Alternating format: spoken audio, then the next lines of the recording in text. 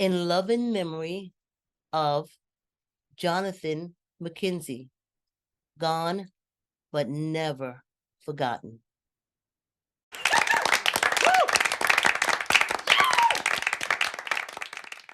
The king is the most important piece, though not the strongest.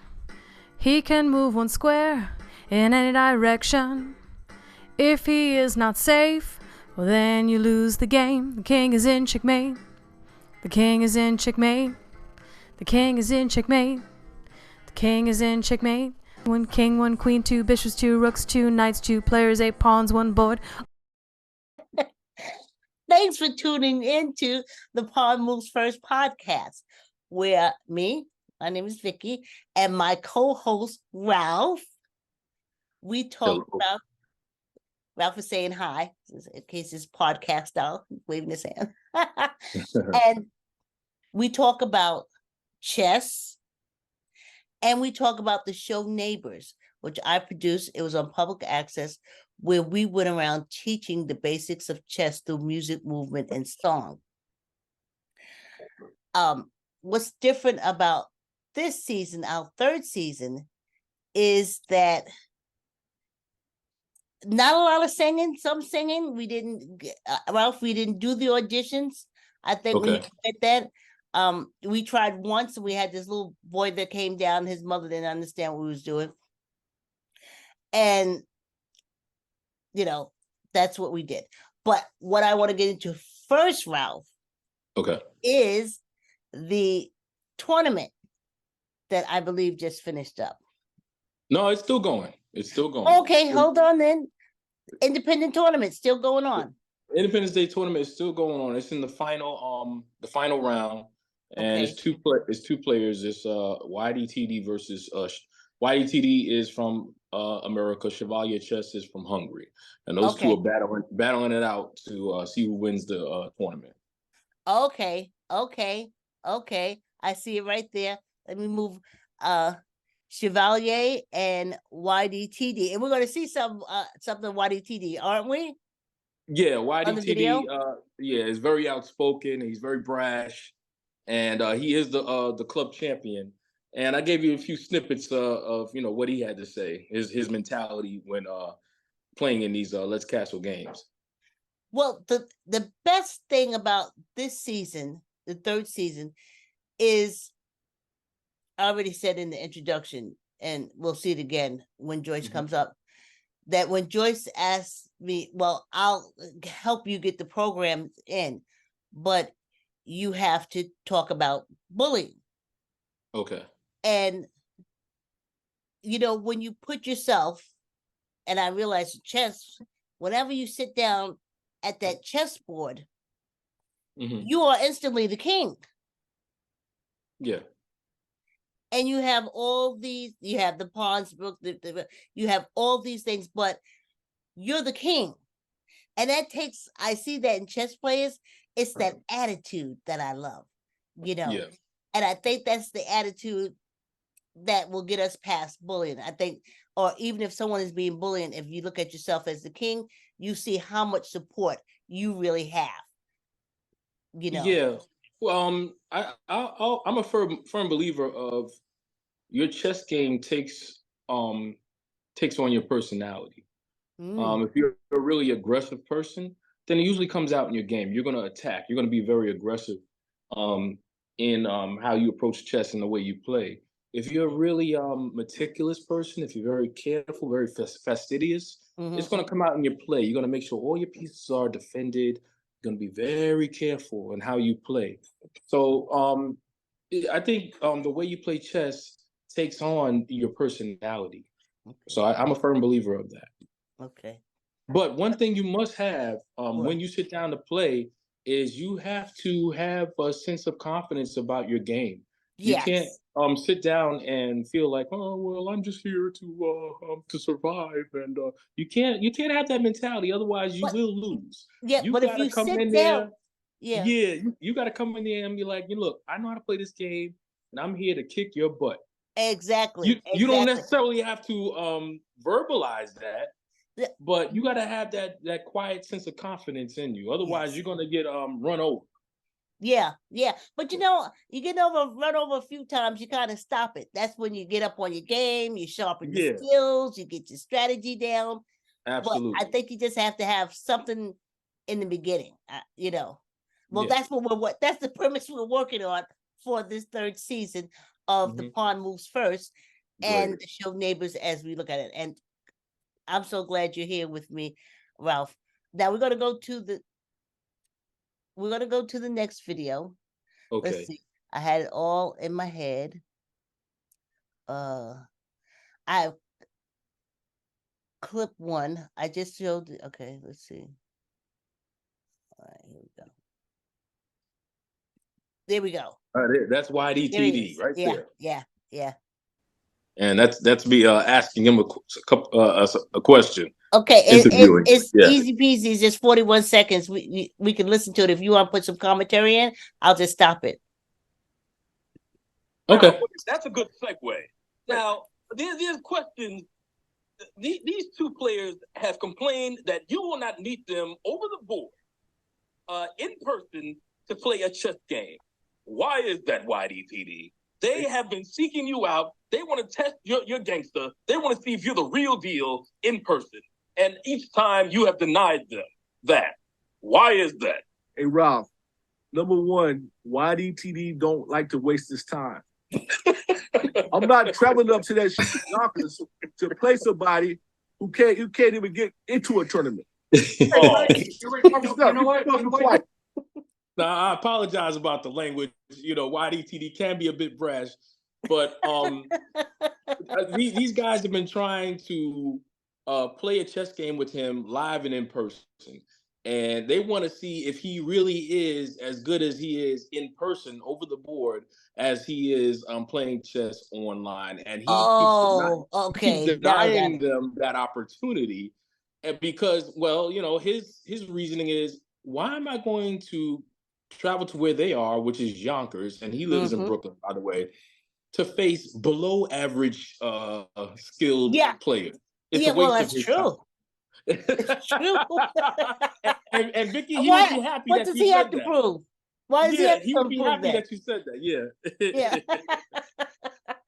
So, but I like that attitude. I mean, just when we did the third season, okay, YTDT is not being bullied. Yeah. You're not going to make me come down there. I beat you. I beat you in this game, or I'm winning in this game. So why do I have to go and prove anything to you? You can't bully me and make me go to do what you want to do. Okay. And I think that's the confidence that I see in chess players. Absolutely. As we go along, I think it's the 5th season it is. We run it, or the 4th season. We run into Joshua Colas, who won. He played blind. He played blind chess. Okay. We'll look at the whole game that he does in the blind. But that's that confidence that you have. You have all these pieces that you can move around to protect yourself or defend yourself or whatever. Yeah. Okay. Hold on. Here we go to the next one. Okay. All right. Clip 2. Now, who's this? The red shirt in the hat. That's Terrence the First, aka Bust the Move 82. Now he's the one who's been trying to get a game against him over the board in person rather than play him online. Okay. So and YDTD has been denying him that privilege. Yeah. Okay. So let's see if he tried to be a bully. Which goes with our 3rd season. Okay. Right now, Chevalier Chess is ranked number 1. This is YTDT again. Good for him. Yes. But he's dealing with me right now. He might win. I might win. But the deal is, I play for the win. I don't care about the ranking. I play for the win. That's your problem. Y'all looking at numbers. If you win, your numbers going to grow. I play for the win. And the thing about me is, I like playing competition. Y'all don't inspire me to play y'all. Y'all don't show me nothing. Terrence the last. Get in the top 10, man. Get in the top 10. Then talk to me. Right now, I can't even see you. What? Well, we can clearly And see his how name is he's in the Terrence the lead. First, by the way. His name is Terrence the First, but you can see the little dig that he throws his way by calling him Terrence the Last. Oh yeah. He's telling him, get in the top 10, then come holler at me. I don't even Yeah. see. Yeah. That's what I'm talking about. Yeah, that's a lot of confidence there, which he Yeah, has yeah, plenty of. yeah. And you have to have it, you know? Yeah. You have to have it. And that's so much fun. So we don't even know who the winner is of the tournament because it's still going on. It's still going on. He's currently playing Chevalier chess in the final round Okay. of the Independence Day tournament. And that's another thing. This thing started around the Independence Day, July 4th, and it's still going on. Yeah. Yes. We're approaching October. Wow. They're battling it out. They're battling it out. They're battling it out. Yes, they are. Nice. So we'll keep us, I want to say abreast, but keep us on top of what's going on. I find it exciting. I definitely will. This guy has so much confidence. He has so much confidence. He refers to himself in the third person. Now that's confidence. No one can bully you when you have that much confidence. You can almost ignore the bullying as he is doing. Yeah. Yeah, you just ignore it. You don't faze me. I'm YDTD. Yeah, I'm YDTD. YDTD does not get phased. He'll say not something at like all. that. And I think that's the attitude of a lot of chess players. Yeah. No. At least the successful ones. Yeah. At least the successful. Yeah. To be sure. So, Ralph, I want to start with that before we get into. Okay, I know I had the. It said the YouTube, and now here we go. What we're gonna get into is, I think this is exciting because how everything came together. A little backdrop. Remember, we're in Danbury. Neighbors is in Danbury, and our subject is chess and bullying. Okay. When I went to Joyce McKenzie and we spoke about it, when we went around to the Board of Education, it wasn't such a big thing. I had to meet with we was at the high school. So the principal at the Danbury High School and this one, that one, and we met and everything. And I wanted to do it within the high school as a program. But it wasn't going to happen. Again, I don't mean to say, but it's true. Maybe if I had blonde hair, it would have worked out differently. But yeah, but also, Joyce McKenzie, when I met her, she was part of her own group. She had Coalition for Justice, and very knowledgeable as far as politics and anything like that goes. I mean, she defends us to the hilt. So even as they were saying no, they kind of knew they couldn't say no. Okay, so we're not going to do it at the high school. But what if we get you some counselors? I said, sure. Yeah. I will take the counselors because this is to explain, this is to talk about bullying and chess stuff. So that's how we wound up with that. So, and as we go along, Ralph, when I start talking with the video, I'm going to stop it. How did you saw the preview? Did I kind of talk over the preview? No, not at all. No. No? Okay. All right. So, here we go, Ralph. All right. As an introduction to what you're about to see this time on Neighbors, allow us to set the stage. This season began like the ones before, which involved a team of neighbors, both physically and by cause, coming together to help teach young people that life is like the game of chess. The first lesson you must learn on the road to improving not only your chess game, but also your life, is to get your priorities straight. It is important to make the right decisions from the beginning so that your life is on good squares. to ensure the protection of the king and, in real life, yourself. This time, plans were made to bring the chess song to a new cast of young people, and through the determination of our executive producer, Vicky Mayfield Camacho, and new neighbor, Joyce McKenzie, we found ourselves scheduled to film at the main branch of the Danbury Public Library in Danbury, Connecticut. Like before, we shared with our new cast the basics of chess through the chess song and explored how it related to making better decisions in their lives, although this time with one small difference. For the request of our new sponsor, Ms. McKenzie, we were also asked to explore bullying. At first, our exposure to bullying was only going to be from our personal experiences and a few other interviews, which included the local state representative and guidance counselors from the Danbury Public Schools. It was during that interview, however, in which something unexpected happened. While we were in post-production and reviewing their interview, we noticed a familiar photo during their presentation of young people that had committed suicide in 2010 due to bullying. Surprisingly, that familiar photo was of someone that our neighbor Matthew Gillespie had a personal connection to. Brittany Helton, the 19-year-old daughter of his relative, and whom back in the same year when we were first getting started, we dedicated an episode to in her memory. From that moment on, we realized that this issue had affected most of us in some way or another.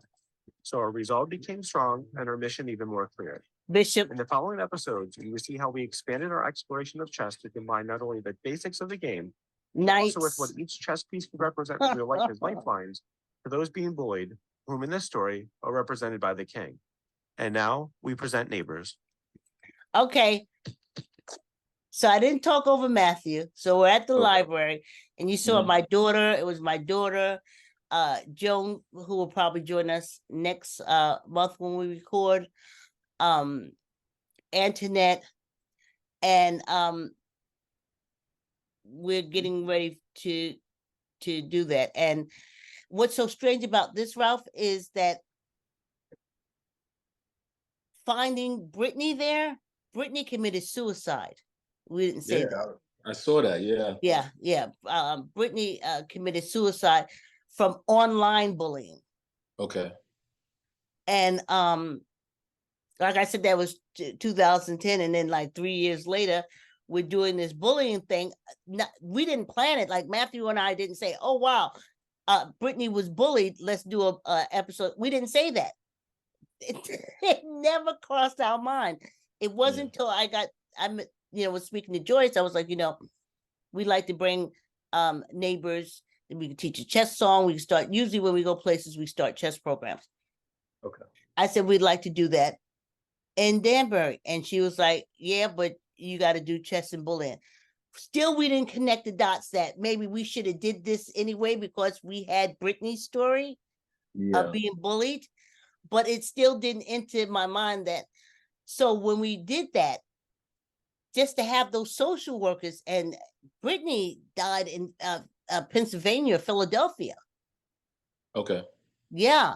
So these like national young people who committed suicide from bullying. And just once Matthew saw, he saw because I did the filming.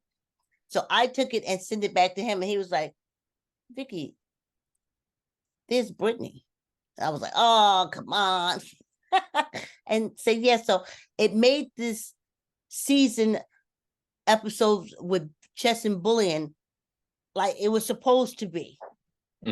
Like Brittany was saying, you need to focus on this bullying and how to handle this bullying situation.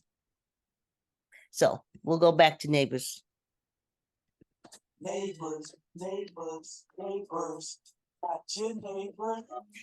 in Danbury, Connecticut.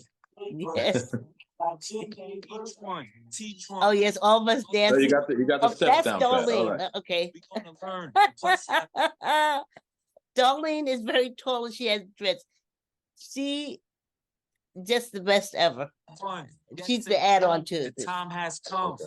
Reach out to your neighbor, do something nice, return the favor. Yep. It's all good. We all get along. That is your daughter, right? Yep. Along to the song. Yep. Young people, you ain't gotta do wrong. You can all do right. Let me tell you. Okay. Let me tell you how scared I was. Uh-oh. I think I did something. Let me tell you how scared I was. I'll have to cut that out. Let me tell you, when I had to go and do the video in the police department, the Greenwich Police Department. Uh-huh. I can only come, I can only do it early in the morning. And I don't know about you, but I got issues with police and stuff like that. I know all the laws are set in place for us, but I ain't gonna get into that. That's a whole nother story. That's a whole nother story, yeah. So I was scared. I tell my daughter, we don't involve in police. We don't do that. It don't work good in our favor. So here I am with my cameras and I my tripod and everything, and I'm waiting, and I shook the whole way through, and till we literally, when I got outside, I was like, hope I don't have to do this again. Okay, now we're back to neighbors. That was the part where they say, you don't need to do wrong. That's when I showed the teen holding cell. That's what that is. Oh, so that was a real holding cell. Yes, that's a youth holding cell. Okay. So I'm like, don't wind up here, don't do this. Okay. We kind of skipped rapping Granny, but that's all right. King, he is always under attack, bullied. Everyone wants to get the king, and though limited in the moves he can make, he is protected on every side by the queen, 2 bishops, 2 knights, 2 rooks, and the king's frontline protection, the 6 pawns. This is his story. You see it? Why YTDT? Excuse me. His attitude is so important. I'm glad you picked that clip, because that attitude, when you are the king, you are always under attack. Yeah. And I think that's part that chess brings out for kids, that sorry that it happened, sorry that you bullied, but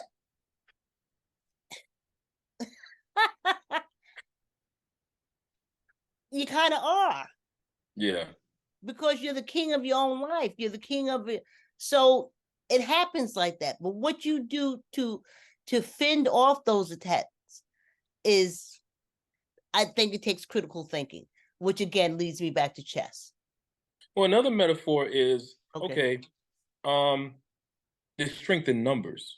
If you have a lot of people bullying you, get your friends together. Because a bully's gonna think twice about bothering somebody who's isolated. But if you have your friends together, you got your family, they'll think twice. They'll move away. That's why the king has a queen. That's why the king has 2 rooks. The king has 2 bishops, 2 knights, and 8 pawns. You got an army. Exactly. And so you see how it all ties in. Okay, here we go. Absolutely, yeah. Oh, okay, wait a minute. You hear that bong? You remember in Law and Order? Yeah. Yeah. That bong in Law and Order. I remember. So that's what we kind of set it up like that. This is the king's story. Okay. Could you just briefly tell us how and why we chose Danbury this year? It's me and Miriam sitting on the couch in Matthew's apartment. Okay. We got there a little early, right? We setting up, and Matt, he always had some kind of libation. Uh-oh. Don't tell me you guys was drinking before the we had before recording. What do you call the orange juice and champagne? Uh-oh. Yeah, I can forget the name of it, but that's what we had. Getting your screwdriver on. So, but other than that, this is me and my best friend Miriam. Now, okay, Miriam, we used to walk every morning with the dog, at least half hour, and I would tell her, I would tell, I wanted to do this. I just left Mount Vernon, like I told you, with the craziness there with the young people. And as I tried to get the program there, I couldn't. When I moved to Greenwich, Miriam was my neighbor, and she saw me walk the dog every morning at the same time. And she said, can I walk with you? And I was like, sure, no problem. So we would walk, and then I would talk about the problem and then putting the show together. But Miriam, about maybe 6 years ago, she moved with her daughter to Florida. And I don't mean to talk bad about Florida, but friends that I have that moved to Florida, they're not like the same friends when we were up here. Okay. It changes. It's happened to me like maybe 3 or 4 times. It's just like, I don't know. I would put it like this. It's more liberal thinking when you're up here.